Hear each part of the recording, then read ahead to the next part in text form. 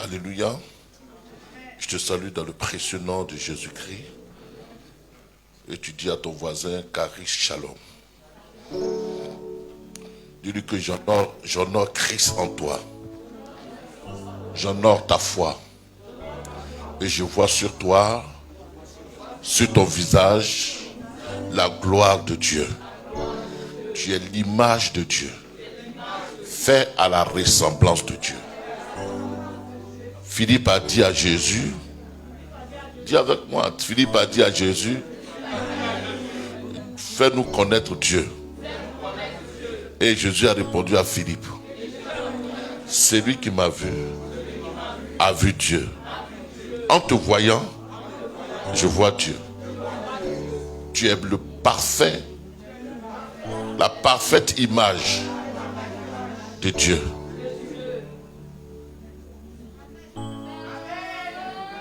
Dis Amen. Tu es l'image parfaite de Dieu.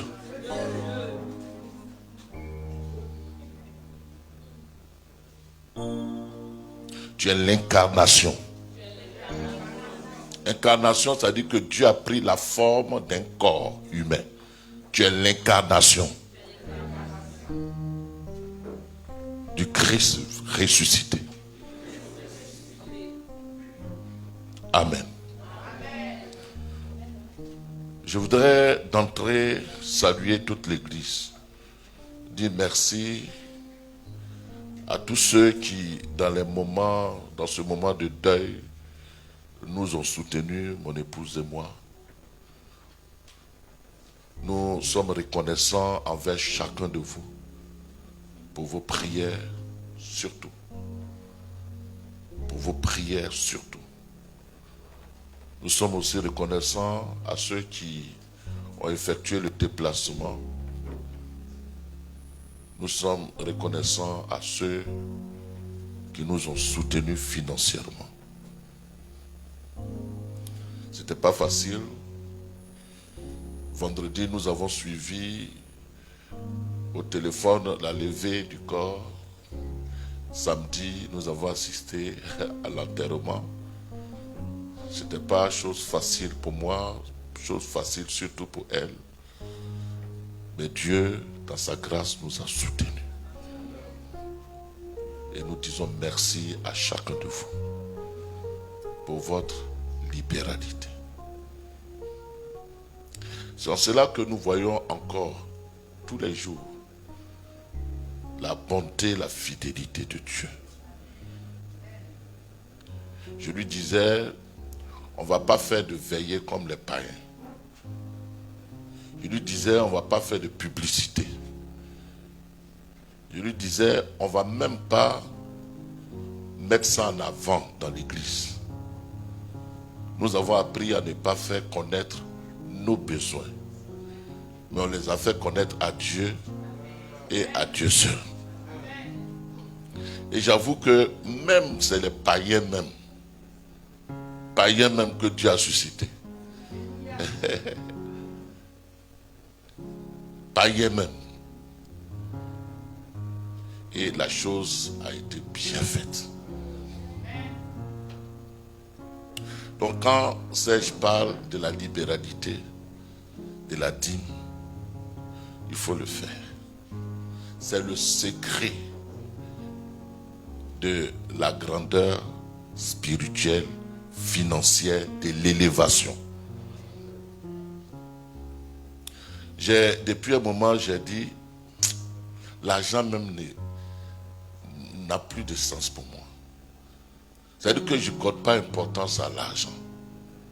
Et plus je n'accorde pas importance, plus l'argent me poursuit. Je ne suis plus attaché à ça. Avant, quand je n'ai pas, j'étais triste. Mais c'est quand je m'en fous que l'argent lui-même se présente. Je veux que tu vois l'argent de cette façon. Il ne faut pas que l'argent soit ton maître. Il faut qu'il soit ton serviteur. Dieu donne l'argent pour un but. Il ne faut pas détourner le but de Dieu. Et nous avons décidé de servir le Seigneur, mais nous y sommes engagés par la foi. La première fois, enfin, quand je devais quitter Abidjan, venir ici, on habitait Yopougon. On m'a pris des Figayo à Ivoirie, c'est là qu'on habitait. Et puis, dans la voiture, j'ai commencé à pleurer jusqu'à l'aéroport. Par contre, les gens, quand ils viennent en France, ils sont contents. Mais je voyais qu'il fallait commencer une vie par la foi. Et depuis que nous sommes dans ce pays, Dieu a été souverain. Il ne nous a jamais abandonnés. Et ce qu'il fait pour moi, il le fera aussi pour toi. Bien-aimé, ne sois pas esclave de l'argent. Et je prie que Dieu ouvre ses écluses et qu'il abonde ses richesses infinies sur ta vie.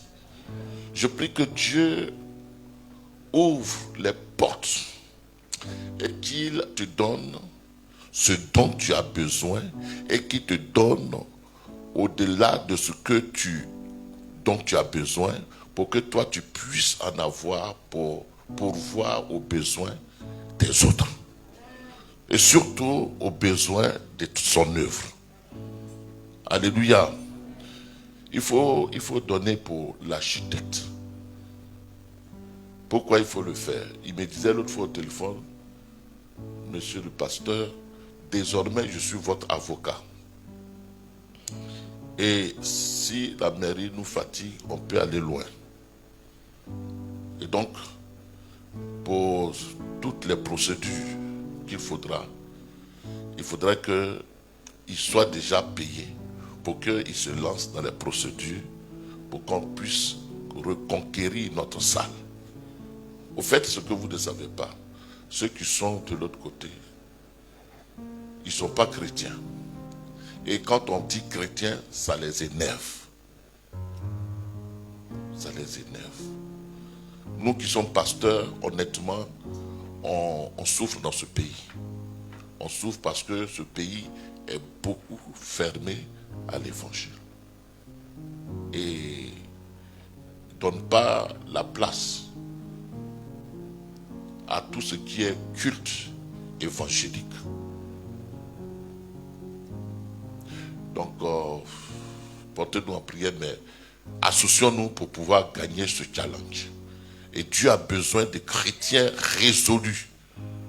De chrétiens résolus. Et si nous sommes résolus, nous sauverons ce pays.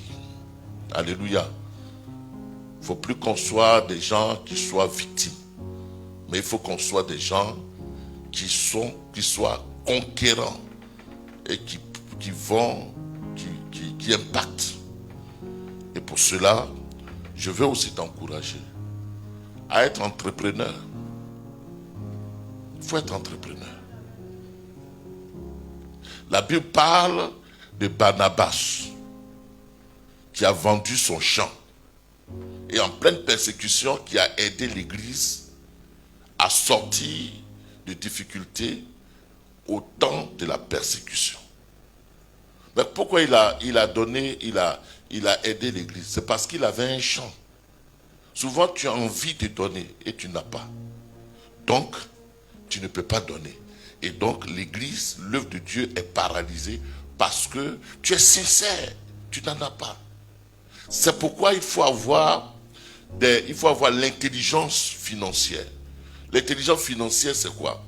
Ne te contente pas de ton salaire. Ne te contente pas. Je suis à la Courneuve et il y a un jeune homme qui est venu. Il dit, mais pasteur, tu es assis sur une mine d'or à la Courneuve. Il dit, comment? Il dit, mais regarde tous ces commerces-là. Regarde tous ces pagnes-là. Tu ne sais pas que ici, c'est petit Dubaï?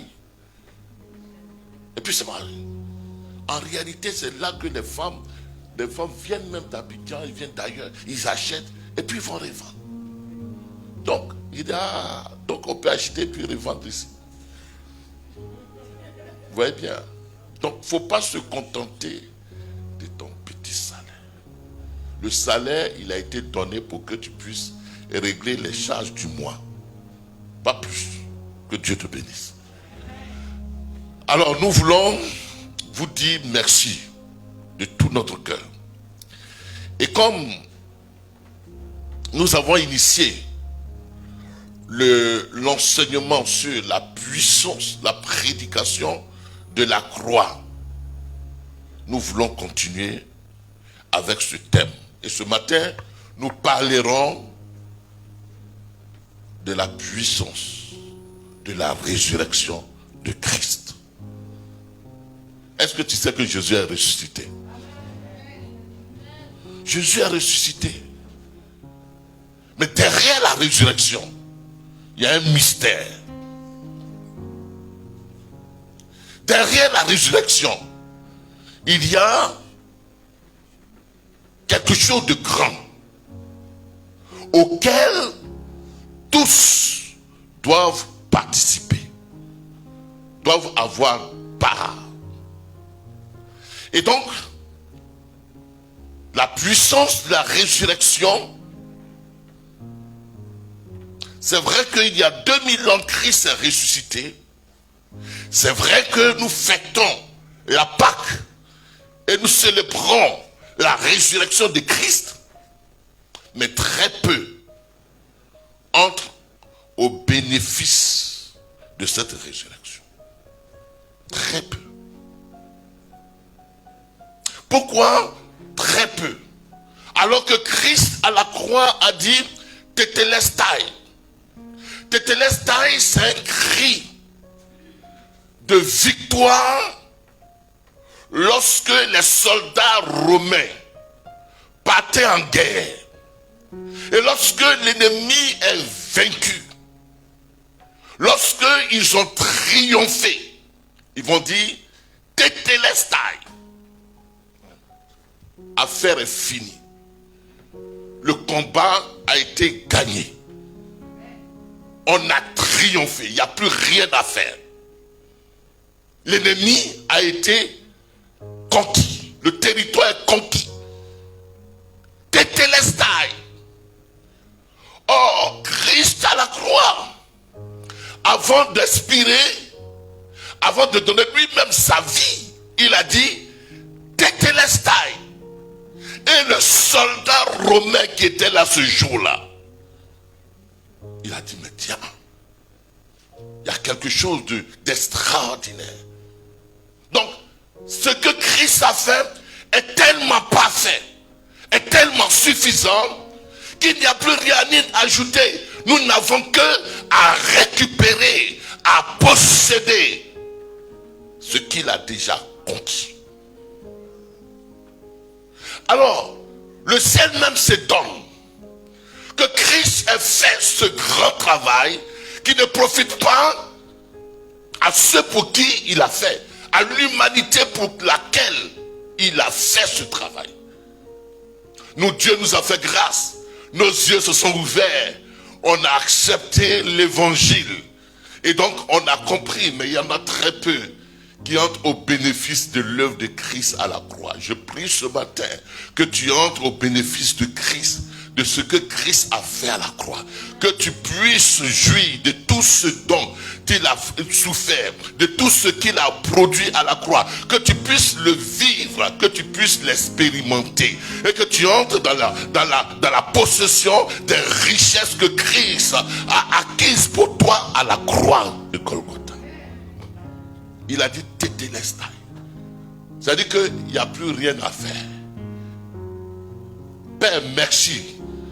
Parce que ce matin, tu vas nous amener à entrer au bénéfice de cette œuvre extraordinaire. Tu es ressuscité.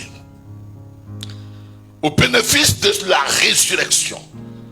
Tu vas nous amener dans tous les domaines, d'expérimenter dans tous les domaines de notre vie, d'expérimenter la puissance de la résurrection, d'expérimenter le Tetelestai, d'expérimenter la vie comblée. Parce que tu as dit, je suis venu afin que les brebis aient la vie et qu'elle ait en abondance. Tu n'es pas venu nous mettre au restreint, à l'étroit, même pas à l'étroitesse financière, même pas à l'étroitesse sociale, même pas dans l'imitation. Tu es venu nous sortir des prisons de la limitation. Permets ce matin que chacun prenne conscience que tu l'as mis au large et qu'il entre au bénéfice de cette œuvre formidable, extraordinaire. Au nom de Jésus-Christ. Amen.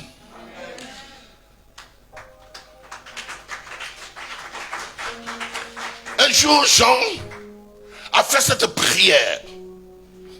Il a fait la prière à l'égard de Gaius. Dans 3 Jean 2, il dit, je souhaite. C'est-à-dire que ma prière la plus ultime.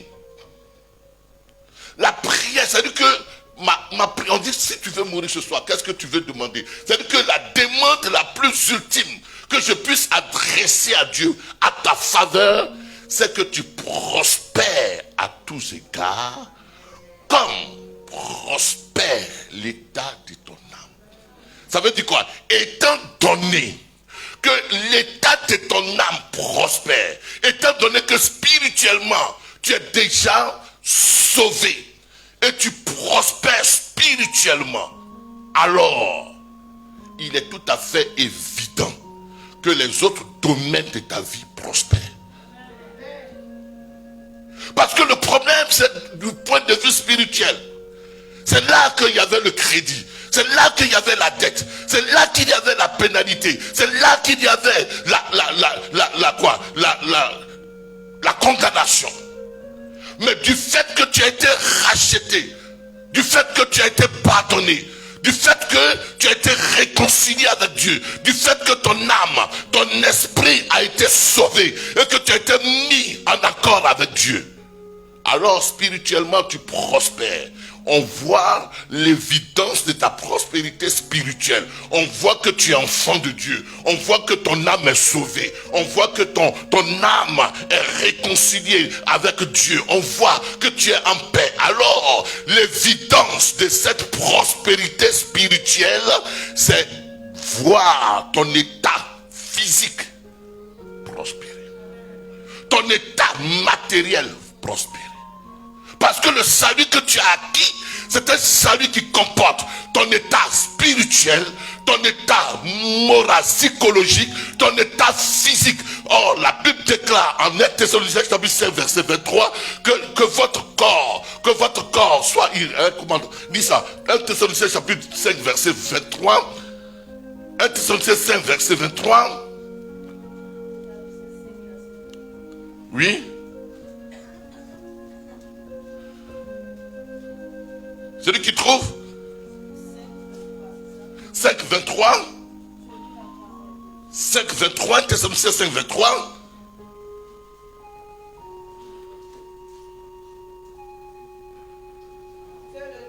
Que le Dieu de paix, il vous sanctifie lui-même tout entier.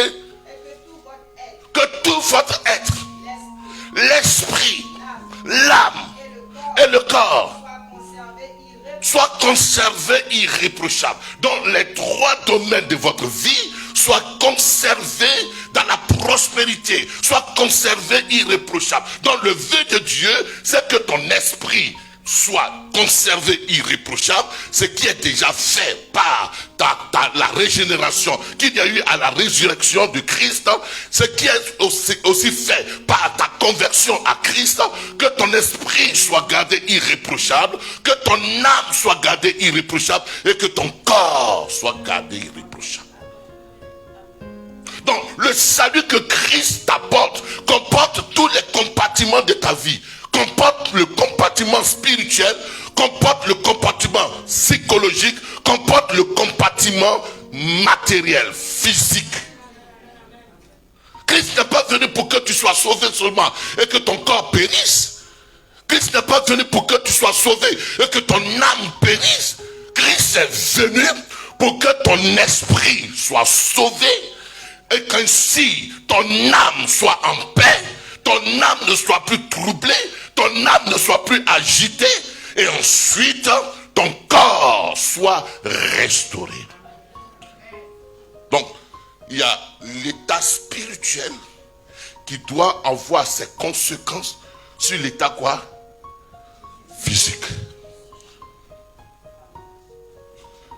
C'est pas chrétien que tu sois troublé. Tu dis je suis sauvé et puis que tu n'aies pas la paix.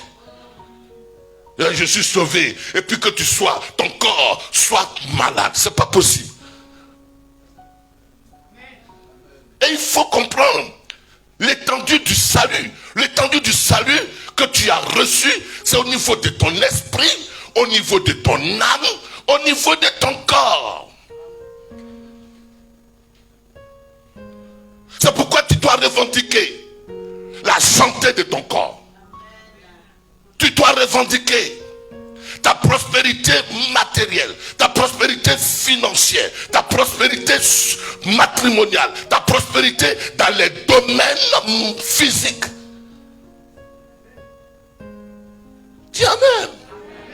Parce que Christ a dit de Télestai. Christ t'a pas sauvé pour que tu sois misérable. Non, c'est pas le Christ, c'est la religion. Parce qu'il faut pas te tromper. Il y a la religion et il y a Christ. C'est deux choses différentes.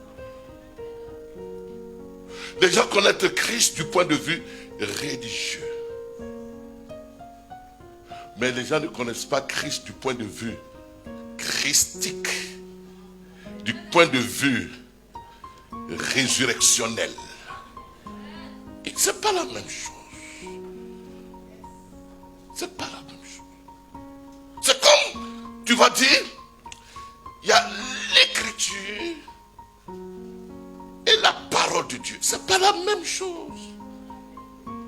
C'est pas la même chose. Des gens connaissent l'écriture, mais ils ne connaissent pas la parole.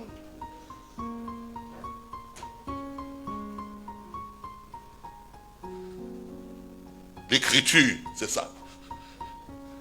Voilà, tu vois, c'est l'écriture. La Bible dit. Ça, c'est l'écriture. On peut faire citation de l'écriture. Mais la parole n'est pas l'écriture. Cependant, l'écriture contient la parole.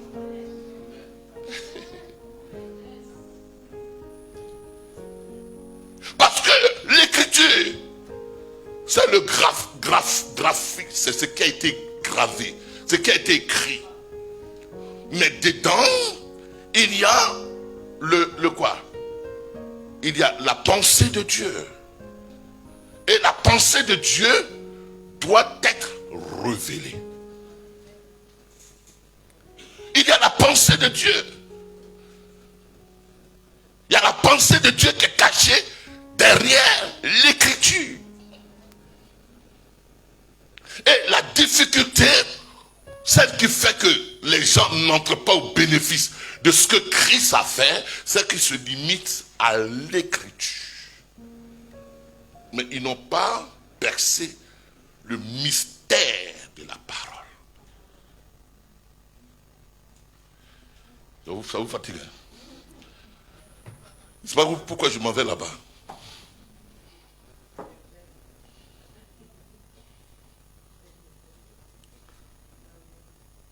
On est d'accord? Et ma prière, c'est que tu ailles au-delà de l'écriture.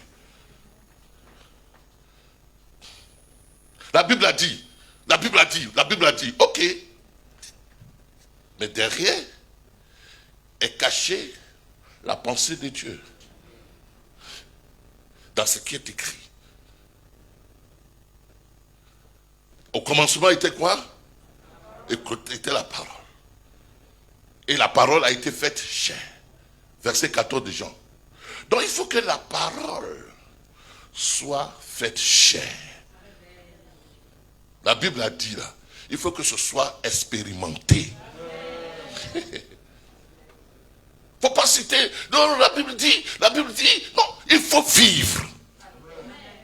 Parce que la parole, le but de la parole, c'est qu'elle soit matérialisée. Le but de de la parole, c'est qu'elle soit expérimentée. Le but de la parole, c'est qu'elle soit vécue. Le but de la parole, c'est qu'elle puisse avoir son impact.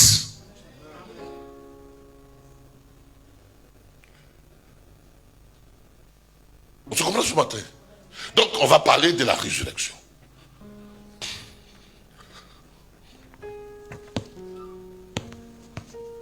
Petit. Est-ce qu'on se comprend?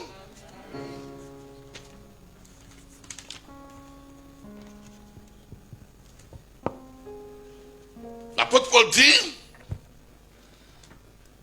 dans 2 Corinthiens chapitre 5, verset 16.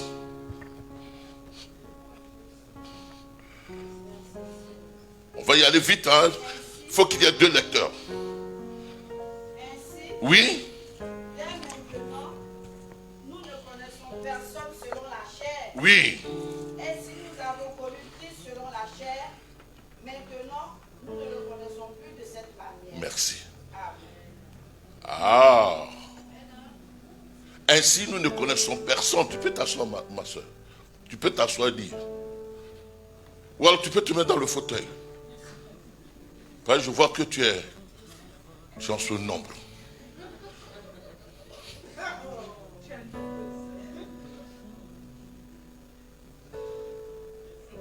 Nous ne connaissons plus qui? Nous ne connaissons plus. Verset 16. Maintenant, nous ne connaissons personne selon la chair. Et si nous avons connu Christ selon la chair, nous ne le connaissons plus de cette manière. Le problème, fils, c'est que beaucoup connaissent Christ selon la chair.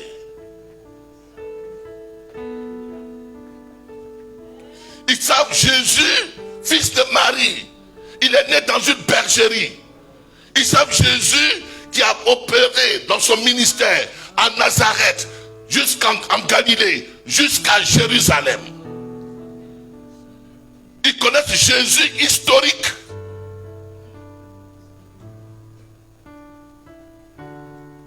Et c'est là qu'ils basent l'essentiel de leur foi. Mais le Jésus historique ne peut rien t'apporter. Parce qu'il a reçu mandat de pouvoir exercer son ministère terrestre en Israël. Mais le Jésus que nous ne connaissons pas selon la chair, c'est le Jésus qui t'est révélé. Est-ce que quand tu le connais dans la dimension révélationnelle, tu peux entrer au profit de tout ce qu'il est venu t'apporter. Dans la dimension humaine, il est venu exercer le ministère parmi les Juifs. Et vous allez voir que pendant son ministère, il a guéri que 2 païens. Le centenier, le serviteur du centenier romain, dans Matthieu 8. Et puis, le fils de quoi? De la femme. Non, Jésus, je ne parle pas de Jésus. Mais 2 personnes qui n'étaient pas juifs pendant 3 ans et demi. Il dira même à ses disciples, n'allez pas dans les villes des Samaritains, n'allez pas prêcher là-bas.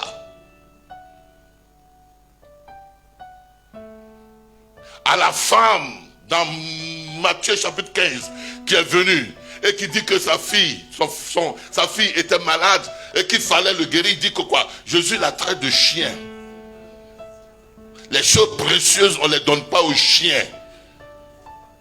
La femme cananéenne, les choses précieuses, on ne les donne pas aux chiens. Donc il n'avait pas affaire aux païens. Mais je parle de Jésus dans son ministère terrestre. Jésus dans sa forme physique, étant sur la terre. Mais quand il va mourir, quand il va être enseveli, quand il va être ressuscité, il va revêtir toute la forme, toute la dimension glorieuse, toute la dimension universelle.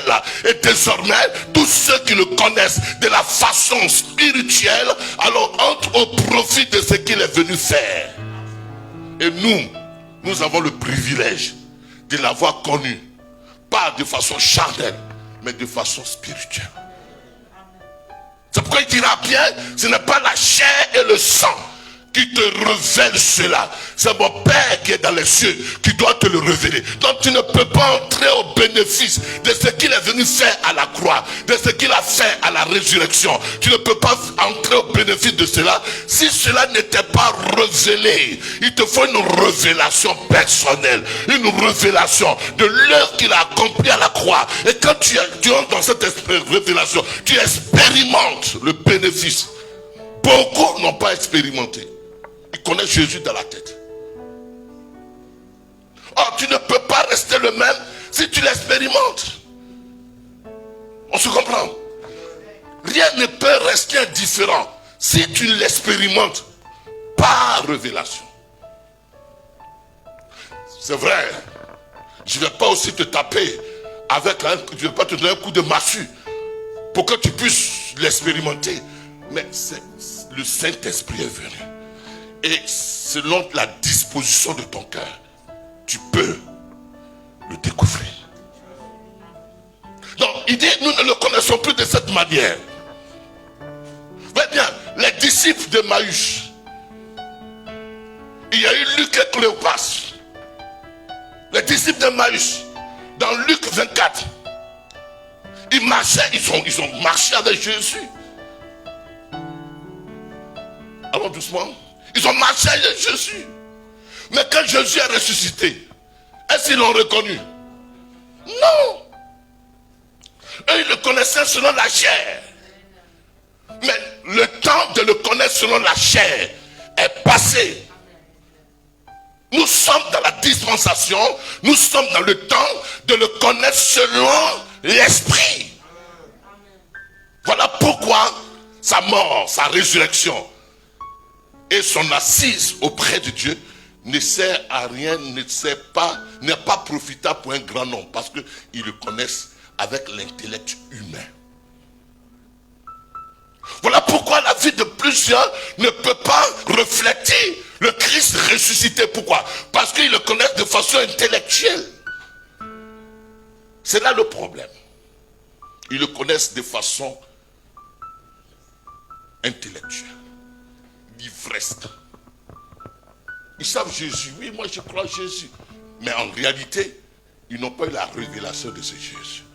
La révélation de ce Christ ressuscité ne peut pas vous laisser indifférent. Non. Vous voyez bien, cet homme de Saul de Tarse dans Actes chapitre 9, qui était très religieux, on parlera de lui, mais quand il a reçu la révélation de Christ ressuscité sur la route de Damas, il n'a plus jamais été le même. Pourquoi forcerait-on des gens à venir à l'église? Mais parce qu'ils connaissent Jésus de façon intellectuelle. Or, ce que nous sommes en train de faire, ce n'est pas une affaire intellectuelle. À un moment, Monique, ce n'est pas une question intellectuelle. Ce n'est pas une question de quoi? D'information. Mais c'est une question de révélation. On se comprend? Et le servir, c'est de façon révélationnelle. C'est pourquoi, quand on parle des questions de données, les gens ne peuvent pas comprendre. Parce qu'ils calculent. Mais celui qui a eu la révélation du donné, la révélation de la dîme, la révélation de l'amour du prochain, la révélation, il ne peut pas rester indifférent. Alors,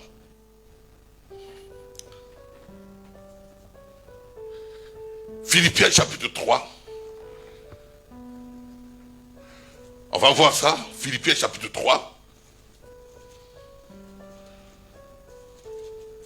Verset 7. On va y aller pas à pas.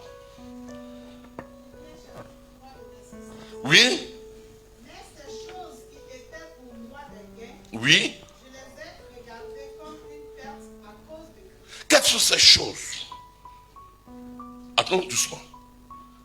Quelles sont ces choses? Les positions qu'il avait dans le judaïsme. La connaissance qu'il avait de la Torah. Les honneurs qu'il avait. Ces honneurs-là, quand il a eu la révélation de Christ, il a vu que la révélation de Christ était plus grande que tous ces titres qu'il portait. Suivez-moi bien. Parce que ma démarche, c'est que tu comprennes la révélation de la puissance de la croix. Et quand tu auras cette révélation, tu ne seras plus jamais le même. Donc il dit, ces choses qui étaient pour moi des gains, je les ai regardées comme une perte. Pourquoi? Continue. Et même je regarde toutes ces choses comme une perte à cause de l'excellence de la connaissance de Jésus-Christ mon Seigneur. Ah, la connaissance de Jésus-Christ mon Seigneur est plus grande que les honneurs, est plus grande que les titres, est plus grande que les positions, est plus grande que les acclamations, est plus grande que les m'as-tu vu. Donc il veut dire quoi? Il dit quand j'ai connu Christ, les choses auxquelles je m'accrochais, qui étaient pour moi des choses de valeur, j'ai vu que la révélation de Christ est plus importante que ces choses. Est-ce que vous savez que quelqu'un peut s'accrocher à son travail?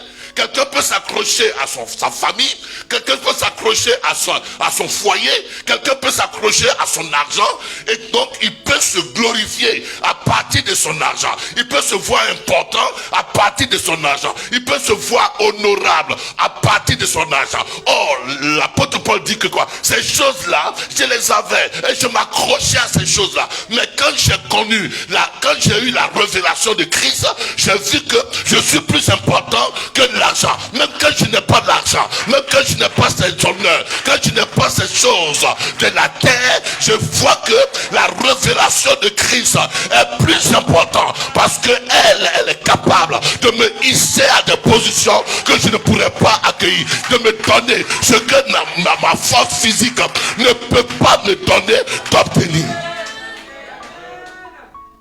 Donc si vous voyez que quelqu'un est accroché à son travail, il n'a pas eu la révélation de Christ. Parce que la révélation de Christ dit que quand tu as Christ, tu as tout. La révélation de Christ dit que quand tu as Christ, tu peux avoir au-delà de ce que tu penses, au-delà de ce que tu demandes. Quand tu as Christ, tu as la totalité du ciel, tu as le règne de Dieu. Quand tu as Christ, tu as le ciel avec toi, tu as la puissance de Dieu avec toi. Donc il est important, au lieu de s'accrocher aux choses de la terre, je m'accroche à la personne de Christ. C'est lui qui me donnera la santé, c'est lui qui me donnera les connexions, c'est lui qui me donnera les celui qui me donnera l'élévation, celui qui me donnera même la bénédiction. Alors je veux connaître l'essentiel, c'est Christ. Ma préoccupation ne doit plus, il me manque travail, il me manque mariage, il me manque ceci. Et puis comme la soeur a dit tout à l'heure, être dans un état, dans ses humeurs. Non. Quand j'ai eu la révélation de Christ, mes humeurs disparaissent. Parce que ce n'est plus question d'émotion. C'est quelque chose de réel, d'expérimenté. Mais pourquoi les gens, ils sont-ils inquiets? Pourquoi ils sont-ils tristes? Parce qu'ils n'ont pas eu la révélation que Christ est au-dessus de tout, que Christ peut tout, que Christ peut donner tout, que Christ est capable de les pousser là où même leurs efforts intellectuels ne peuvent pas les amener. Ils n'ont pas compris qu'ils ont la plénitude de la divinité. Ils ont Dieu avec eux.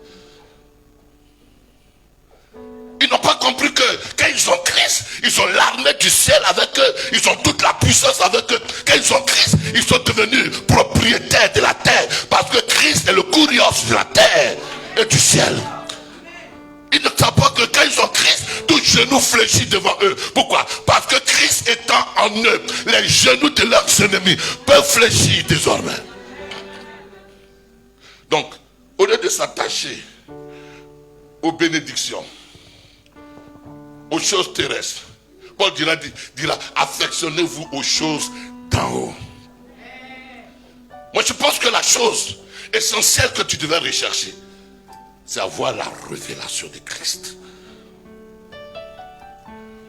Si tu as la révélation de Christ, les frayeurs que tu as, les inquiétudes que tu as, les angoisses que tu as, comment on appelle ça, les goumets que tu as,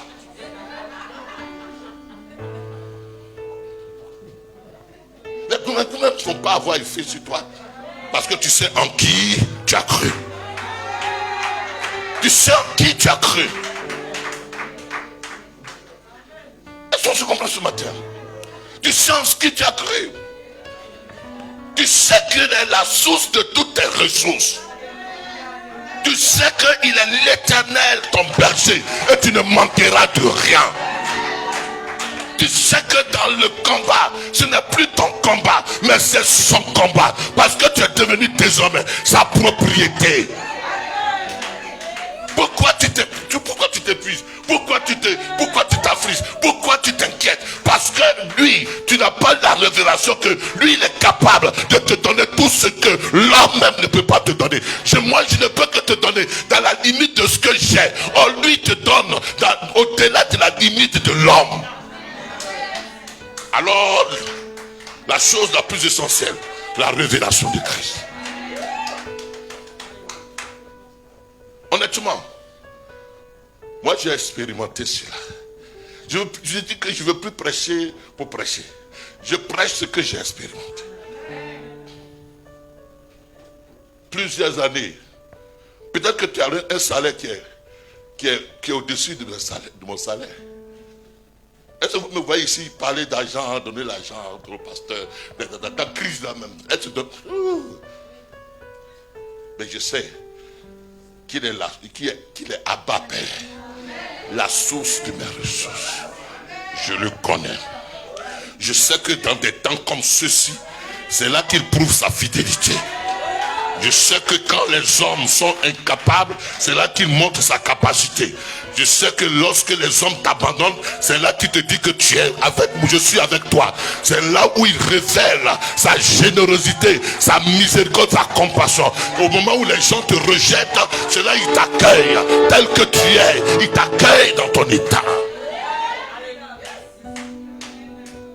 Bien-aimé, ce qu'il te faut dans ce monde, c'est la révélation de Christ.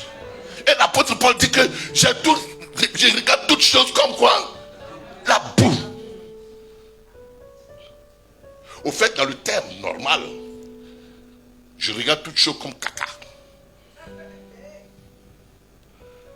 Je regarde toutes choses comme caca. Isaïe pouvait dire que notre justice est comme un vêtement souillé. Vous savez ce que c'est qu'un vêtement souillé? Un vêtement souillé, je ne peux pas le dire. C'est les couches, non pas des vieux, des femmes, dans des mauvais moments. Est-ce qu'on peut présenter ça? Une femme peut prendre ça, venir au salon? Mais pourquoi? Parce que c'est dégoûtant. Or, ce que toi tu trouves, ce à quoi tu t'accroches, l'apôtre Paul dit que quand tu auras la révélation de Christ, tu vas voir que c'est une boue.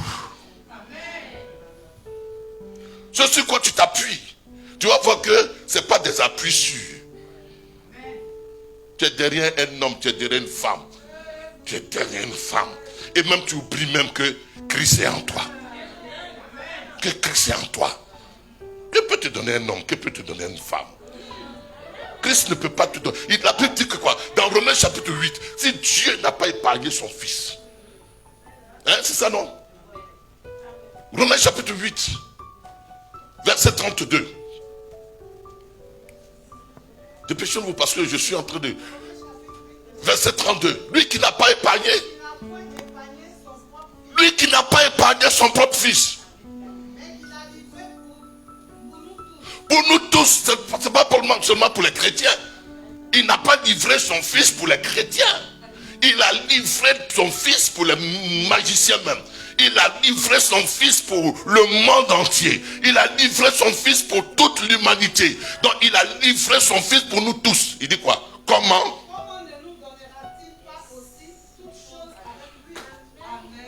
Attends. Qu'est-ce qui est plus difficile?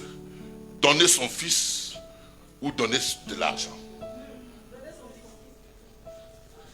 Donner son fils unique est plus difficile. Donner son unique est plus difficile. Et lui n'a pas hésité de donner son unique pour que tu sois sauvé. Donc s'il a pu faire cela, il ne serait pas difficile pour lui de te donner le matériel. Il ne serait pas pour lui difficile de te donner la promotion. Alors bien aimé, ce matin, ce qu'il te faut, c'est la révélation de Christ. Mais pas de Christ, Jésus de Nazareth. On n'est plus un des partisans de Jésus de Nazareth. Parce que Jésus de Nazareth, c'est Dieu fait homme parmi les hommes. Mais Christ, c'est le Seigneur de tout. Christ, c'est ce Jésus de Nazareth crucifié, qui a été glorifié, qui est monté au ciel, et le nom qui est au-dessus de tout nom lui a été donné, de sorte que en ce nom, tout genou fléchit, toute langue confesse qu'il est Seigneur. C'est-à-dire que tout ce qui est sur la terre, dans les cieux et sous la terre, lui fait allégeance. C'est pourquoi vous allez voir que le film a été donné. Quand il rentrait à Jérusalem, il est monté sur un ânon. Et à cause de ce qu'il était sur l'ânon, même ceux qui n'étaient pas d'accord ont pu dresser leurs vêtements, ont pu dresser des pailles et ont commencé à l'acclamer. De même qu'on l'acclamait, de même que l'ânon, qui était un animal sauvage, qui était un animal qu'on rejetait, qu'on bafouait, l'ânon a eu de la considération ce jour-là. Et l'ânon a porté le roi de gloire. Et plus on acclamait le roi de gloire, plus on acclamait l'ânon. Désormais, il n'est plus sur un ânon, mais il vit en toi. Et partout tu passes, comme le nom qui est au-dessus de tout nom lui a été donné. Et quand ce nom, tout genou fléchit, alors le Christ ressuscité qui vit désormais en toi, tu le transportes où tu passes. Toute situation difficile est amenée à fléchir genou devant ce Christ que tu portes. Tu es devenu désormais un VIP en considération de celui que tu portes. Je vous dis, bien aimé, que la maison dans laquelle j'habite, la maison a de la valeur à cause de ce que la personnalité de Dakouri habite cette maison. Une maison a de la valeur en considération de la personnalité qu'il habite. Et désormais, ton corps est devenu le temple du Saint-Esprit. Et en toi habite le Seigneur des Seigneurs, le Roi des Rois, le vainqueur des vainqueurs, le triomphateur, devant qui tout genou doit fléchir et devant qui toute allégeance doit être faite. Désormais, quand tu passes, même les démons doivent te faire allégeance. Pourquoi? Pas à cause de ta justice, mais à cause de la personne qui habite en toi. Comprenez-moi, mais il faut avoir cette révélation. Dans ma vie, j'ai fait l'école, on allait à l'université, mais je n'ai jamais été si honoré que lorsque j'ai commencé à brandir Christ. Je vais aux États-Unis, on me reçoit dans une limousine, je regarde ma pièce d'identité et je vois mon nom et je vois mon village. Je dis, les gens de ce village dans la limousine, à cause de l'évangile, à cause de la personne de Christ, j'ai de l'importance, j'ai de la considération à cause de celui qui vit en moi. Bien aimé, je vais te dire ce matin, ton importance, ta considération sera en fonction de qui tu transportes. Je transporte Jésus-Christ ressuscité, Jésus-Christ le Dieu de gloire. J'ai de la considération aux yeux du ciel et aux yeux des puissants des ténèbres. aux yeux du ciel, aux yeux des puissants des ténèbres.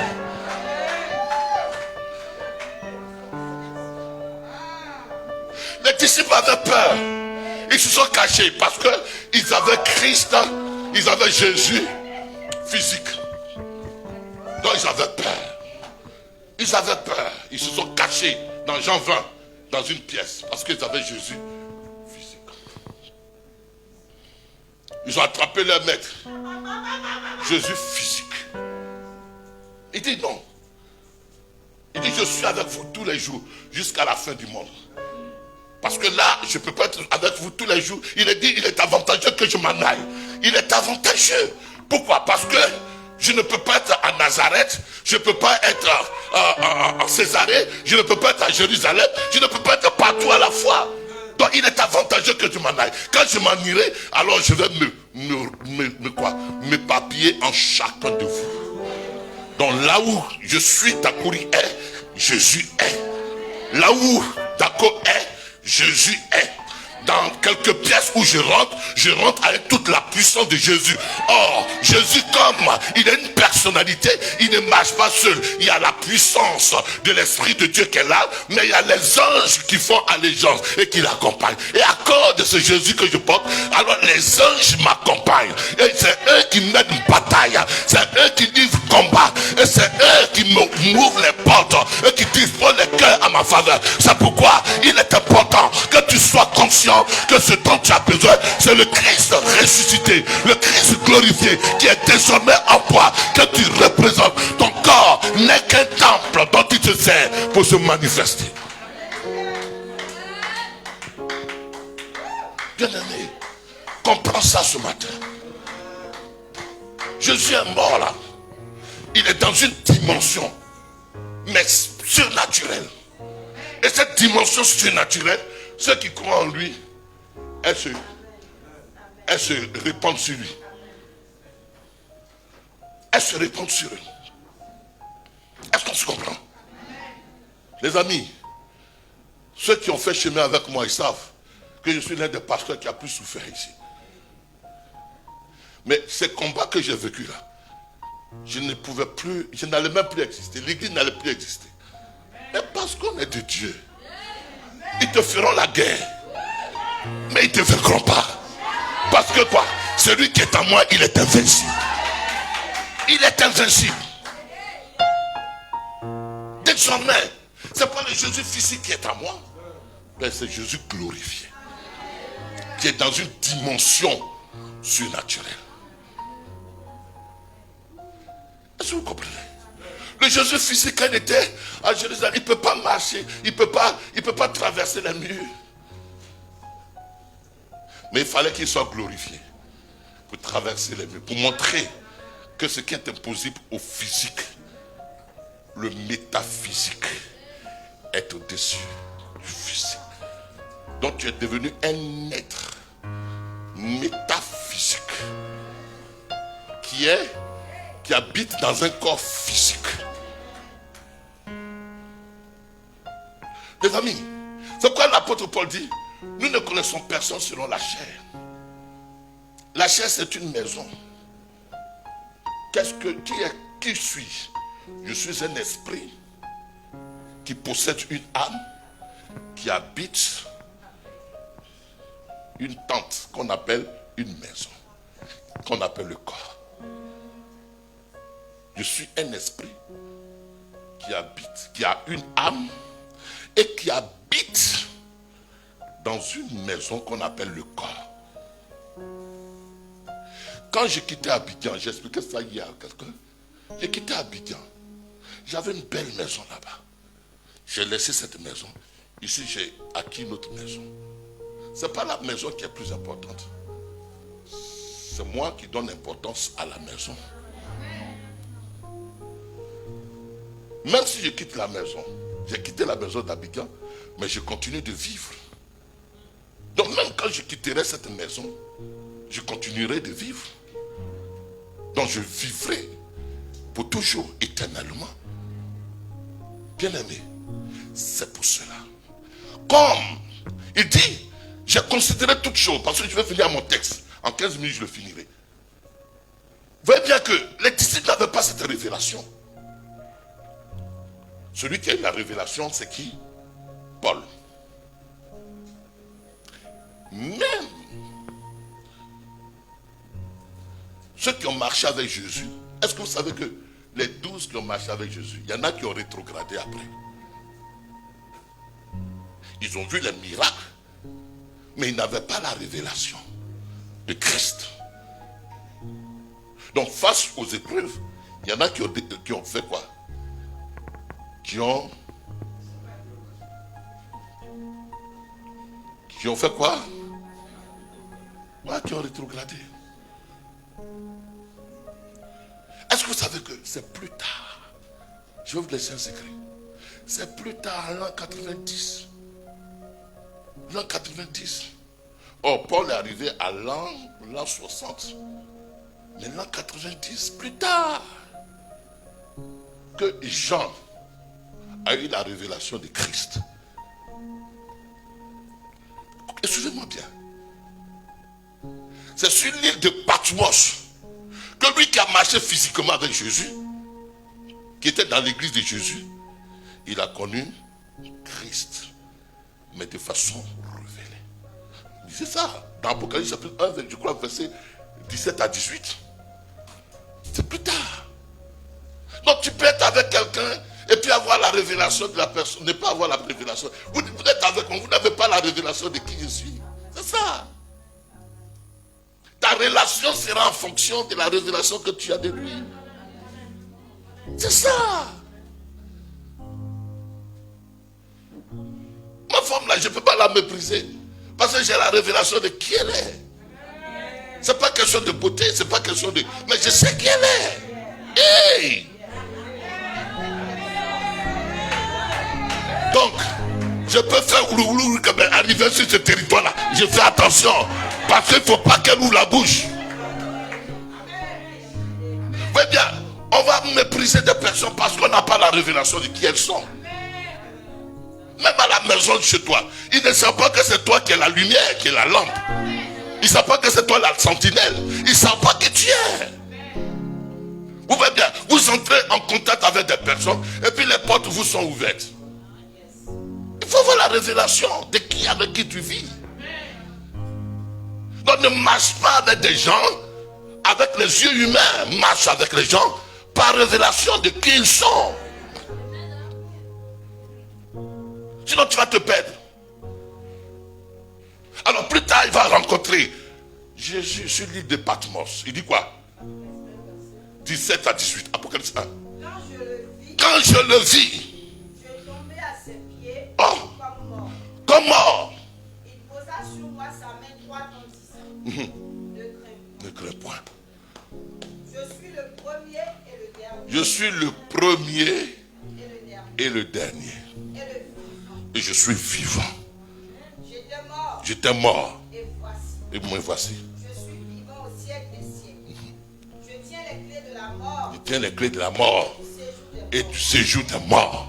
Écris donc ce que tu as vu, ce qui est et ce qui va venir. et ce qui va arriver. Oh. Donc, Jean, même tu mettais ta tête sur sa poitrine, mais tu n'as pas révélation de qui il est. Et tabernacle. Est-ce que vous me connaissez même? Est-ce que tu as la révélation de qui je suis même? Quelqu'un qui est simple comme ça et puis il te regarde, il joue avec toi. Et puis, il est comme ça. Il faut faire attention. Si vous aviez la révélation, ce serait l'une des églises qui allait entraîner des gens à la connaissance de Christ dans ce pays. Mais comme vous n'avez pas la révélation, vous marchez avec moi, vous écoutez la parole de Dieu, avec, c'est doux, et puis avec les yeux, les oreilles humaines, donc ça ne sert à rien. Ok. Jean, quand il va le rencontrer, il va tomber comme mort. En réalité, tu ne peux pas avoir la révélation et puis vivre toi-même. Tu ne peux pas avoir, je dis je connais Christ, tu ne peux pas avoir la révélation. Je ne peux pas encore finir Philippiens chapitre 3, parce qu'on va dire verset 9 à 10, tu ne peux pas avoir Christ et puis vivre. Vivre pour toi-même. Non. Tu ne peux pas avoir la révélation de lui et puis vivre dans ton orgueil. Vivre dans la colère. Vivre dans ta... Non, non. Vivre dans ta chair. Non. C'est pourquoi il va dire en Philippiens chapitre 3 verset 9 à 10. Il dit quoi? Et d'être trouvé en lui. Non avec ma justice. Celle qui vient de la loi. En Christ, verset 10. Oui. Avec de connaître Christ. Et la puissance de sa résurrection et la communion de ses souffrances en devenant conforme à lui dans sa mort. Ce verset m'a fatigué hier toute la journée. Mais tu sais qui parle? Qui parle? C'est Paul qui parle. Celui qui a eu Jésus sur la route de Damas. Il dit, j'abandonne toutes choses pour connaître Christ. Ah, Paul, après 30 ans de ministère, tu ne connais pas Christ.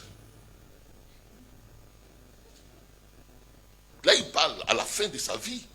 Il est en prison à Rome. Et puis il écrit aux Philippiens. Il dit que je considère toutes choses comme la boue afin de gagner Christ. Afin d'être trouvé quoi en lui. Et puis il dit, afin de connaître Christ et de connaître la puissance de sa résurrection, d'être trouvé conforme à lui. Et puis il dit quoi encore? Et entrer dans la communion de sa souffrance en devenant conforme. Ah Paul, mais n'est-ce pas que tu nous as dit que nous sommes péricorésis avec Jésus? Nous sommes dans une unité parfaite avec Jésus. Ton langage là, si je dis ça avec la pensée intellectuelle, je risque de ne pas comprendre Paul. Quand il dit, mais afin de gagner Christ, donc ça veut dire qu'il ne l'a pas gagné en termes normaux. Non. Ça veut dire que quoi? Je considère toutes choses comme la boue afin de tirer profit. De tirer profit. C'est-à-dire que la mort, la résurrection de Christ soit pour moi profitable. Pour que je puisse expérimenter. Donc ça veut dire quoi? Il y a des choses que tu dois délaisser. Il y a des choses dont tu dois abandonner. Il y a des choses auxquelles tu dois renoncer.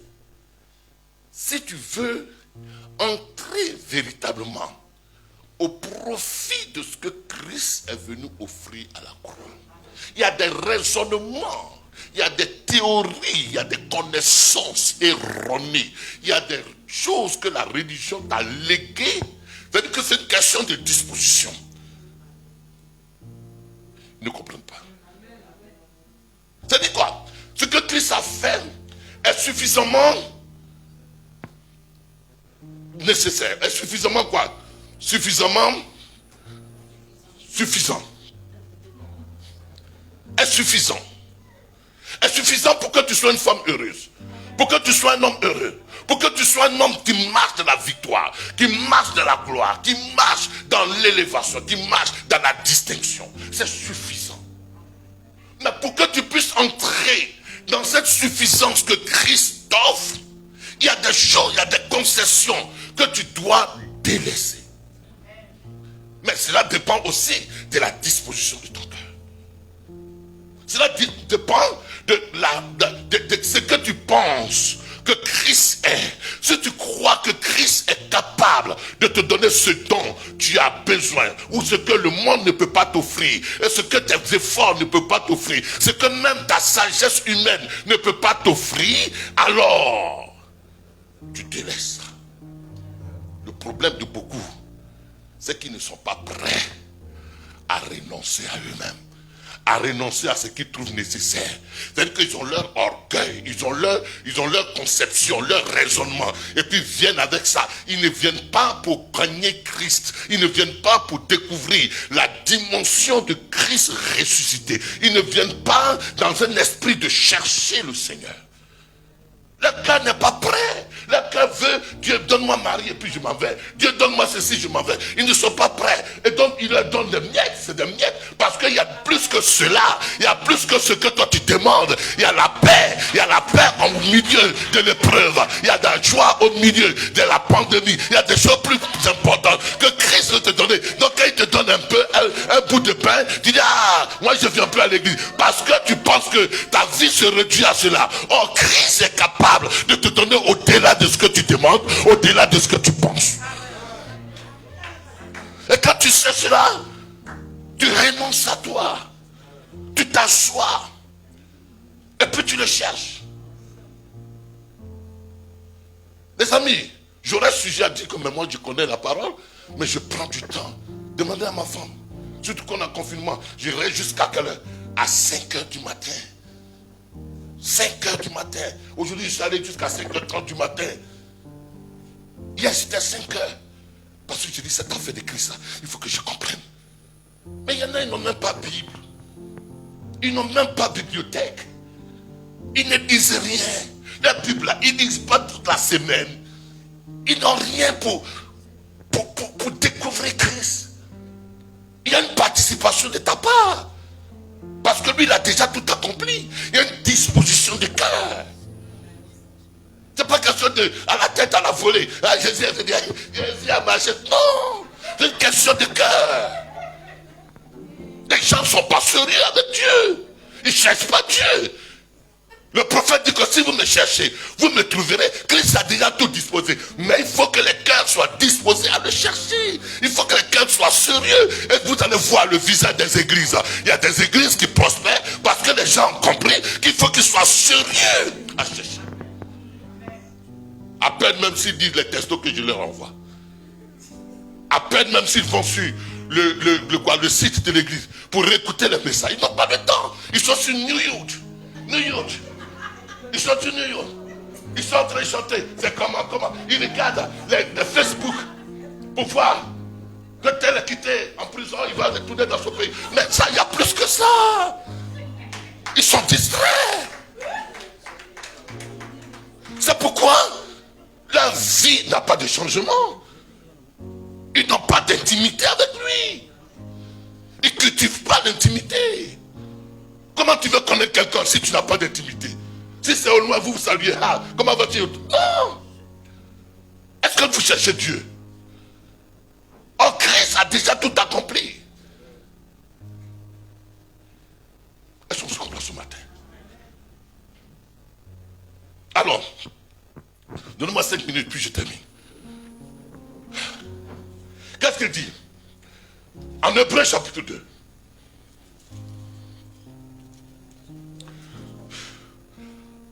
Hébreux chapitre 2, verset 14, 18. Quelqu'un dira 1 Corinthiens 15, 54. Et puis on va arrêter là. Hébreux 2, on va dire ça.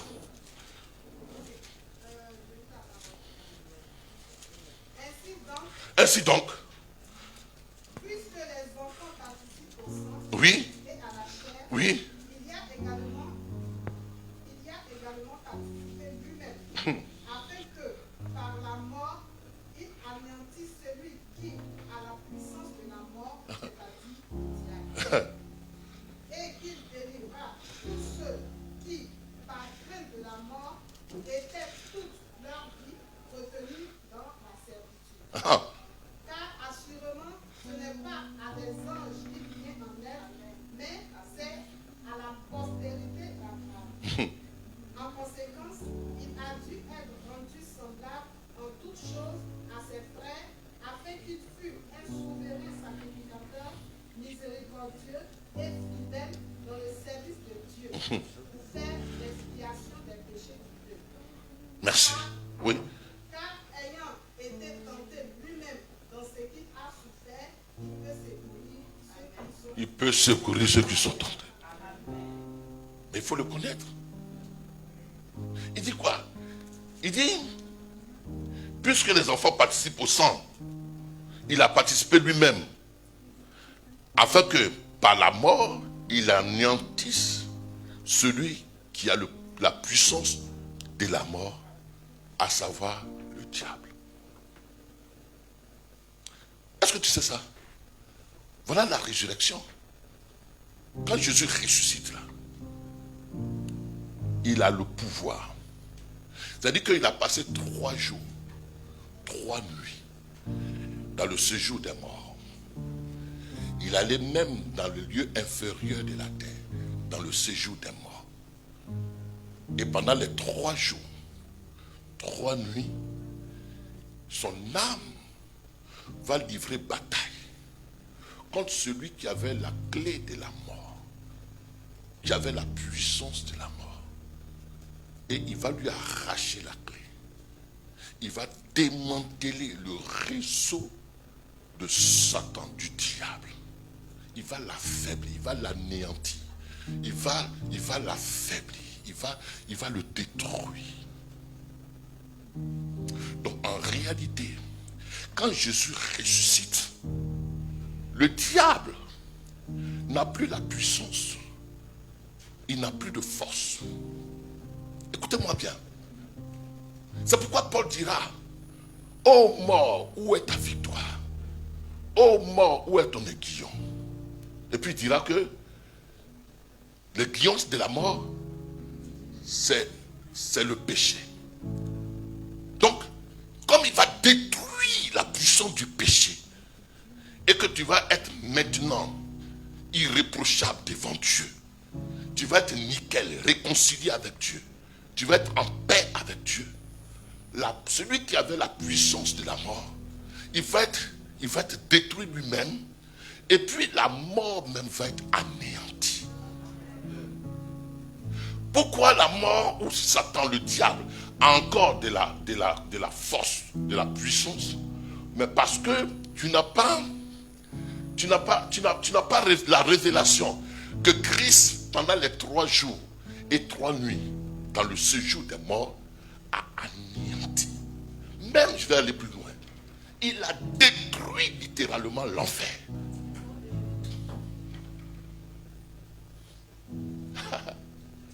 Il a détruit l'enfer. Donc l'enfer n'est plus pour toi. La mort n'est plus pour toi.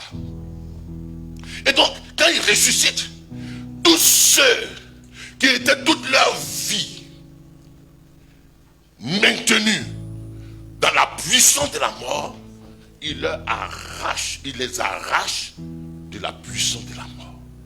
Donc, attends, suivez bien. J'ai beaucoup à dire, mais vraiment. Donc, quand quelqu'un me dit, je sens sur toi l'esprit de mort, mais en réalité, c'est ton ignorance qui lui donne de dire ça. Parce que moi, il n'y a plus sur moi l'esprit de mort.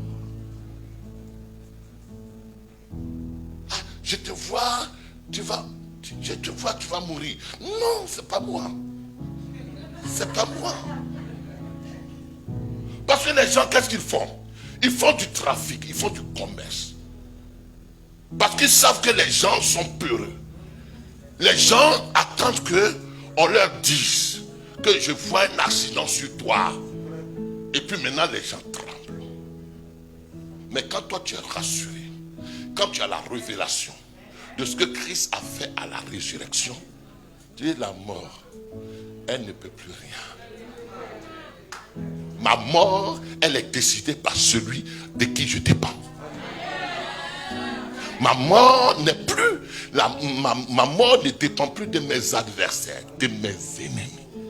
Ne me dis pas ce matin que non. Et si on a vu le péché en toi, mais il a détruit le péché.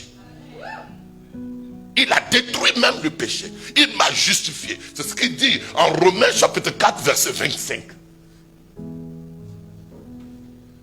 La puissance qui donnait à la mort d'avoir du dessus sur moi, Christ l'a détruit. Quand Dieu verra que ma mission est accomplie, il m'enlèvera. Mais je ne suis plus tenu dans cet engrenage de la peur de la mort. C'est ce qu'il dit en Romains chapitre 4, verset 24. Il dit quoi? Verset. Il dit quoi? Il a été livré pour nos péchés. Il a ressuscité pour notre justification. Il est ressuscité pourquoi? Pour qu'aux yeux de Dieu, je sois nickel. Mais pourquoi tu vas dire que moi je vais mourir encore. Donc les gens font du trafic. Ils sèment la peur.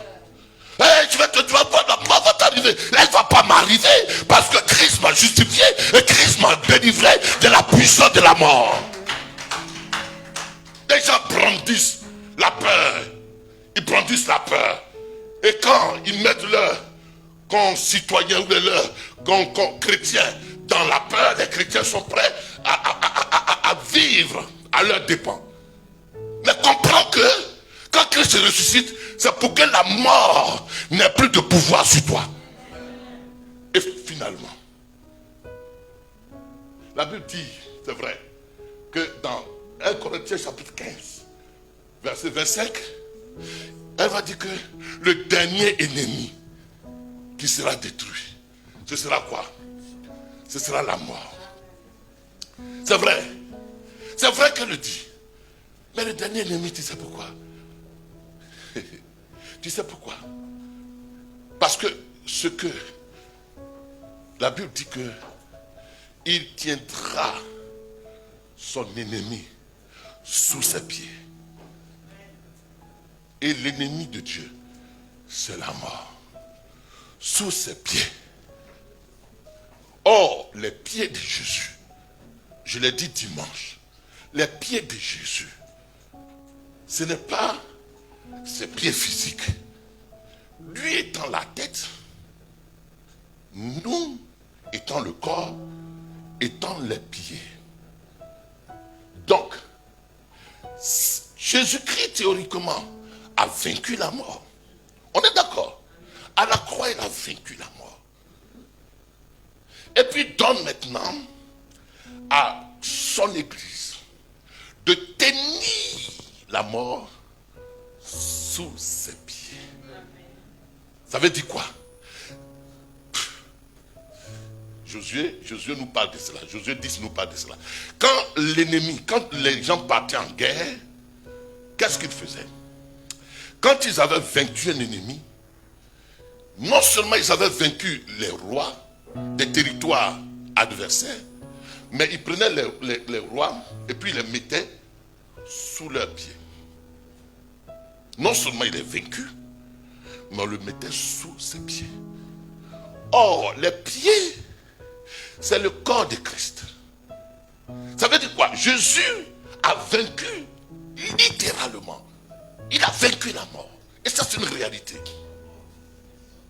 Maintenant, celui qui doit tenir la mort sous ses pieds, c'est l'Église.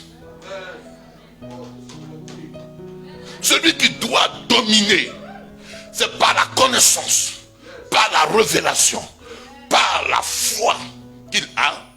Et donc, en vertu de cette connaissance, nous tenons les ennemis. Nous faisons, il dit, jusqu'à ce que je fasse de mes ennemis mon marchepied. Lui, il est assis sur le trône.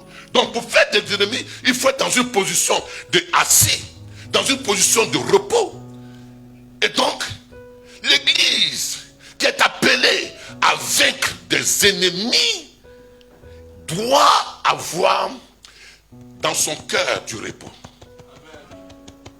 Tu ne peux pas vaincre ton ennemi si tu es troublé, si ta tête est mélangée.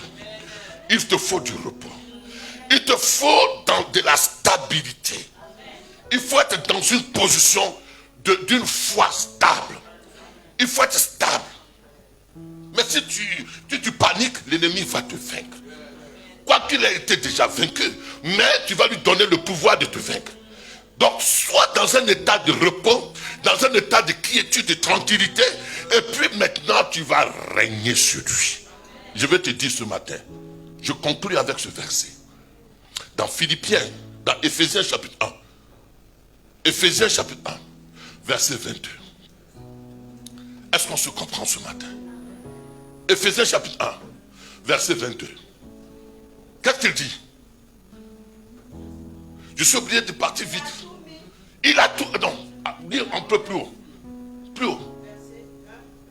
Il a déployé en Christ. Il a déployé en Christ. En le ressuscitant des morts. Écoutez-moi. Oui. En ressuscitant Christ où? Des morts. Oh, attendez. ils ne me suivent pas. Oui. Il a déployé en Christ. Oui. En le ressuscitant des morts. Ça veut dire qu'il a déployé en Christ. Ça veut dire quoi? Il a répandu sa puissance. Sa puissance là, par la résurrection de Christ, elle est versée partout. C'est ça le déploiement. Quand Christ est ressuscité, ça veut dire qu'il n'y a pas une terre sur la terre là, où la puissance de Christ n'est pas partie. Donc quand tu sois en Chine, que tu sois dans un pays où on dit qu'il y a du vaudou, que tu sois dans un pays où on dit qu'il y a des fétiches, la puissance de Christ là, a été déployée partout. Anywhere. Donc si quelqu'un dans ce pays où il y a le vaudou, où il y a les sorciers, où il y a les ténèbres, si quelqu'un a Christ en lui, la puissance de Christ là, elle peut triompher de ces vaudous, de ces puissances qui sont dans ces lieux. Donc il a déployé en Christ quoi? Et en le faisant asseoir, il a fait asseoir Christ à sa droite. Oh, Ephésiens 2 dit que quoi? Nous avons été ressuscités avec Christ, nous sommes montés avec Christ, nous sommes assis avec Christ. Donc nous sommes assis avec Christ. Oui. À sa droite dans les lieux célestes, au-dessus de toute domination. Être assis à sa droite, ça ne veut pas dire que lui il est PDCI. Il est de la droite. Être assis à sa droite, ça ne veut pas dire qu'il est de la droite. Oh, les gens nous fatiguent ici. Être assis à sa droite, c'est important. Là, il faut que je lui désoblige. C'est important, ne soyez pas distraits. C'est important la partie. Il est assis dans une position d'autorité. Être assis à la droite, Christ est assis dans une position d'autorité avec toi. Et puis il dit quoi? Il est au-dessus de toute domination, de toute autorité, de toute puissance, de toute dignité et de tout nom. De tout nom. Que ce soit échec, que ce soit maladie, que ce soit problème, que ce soit ton ennemi, de tout nom, qui peut être quoi? Nommé dans le ciel et sur la terre. Et il a donné quoi? Il a tout mis sous ses pieds. Il a tout mis sous ses pieds. Et il a donné le chef suprême à l'église. Et qui est chef suprême? Je veux dire ce matin que tu es un chef. Tu es un chef sur la situation. Il t'a donné pour chef suprême.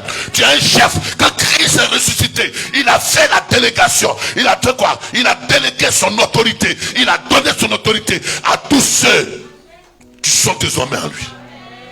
Alors, tu as tout ça et puis tu pleures. On va se tenir debout. Oh. Ah. Ah. Je veux que tu sois révolté. Oh. Oh. La crainte que tu as, la peur que tu as, le paniquement que tu as, la panique que tu as, tu donnes à l'ennemi de pouvoir encore avoir de la force. Dis avec moi, Seigneur Jésus-Christ, je te rends grâce parce que tu m'as établi chef suprême, celui qui a la domination sur ses ennemis. Parce que tu es mort et tu es ressuscité, tu m'as remis la clé de la mort.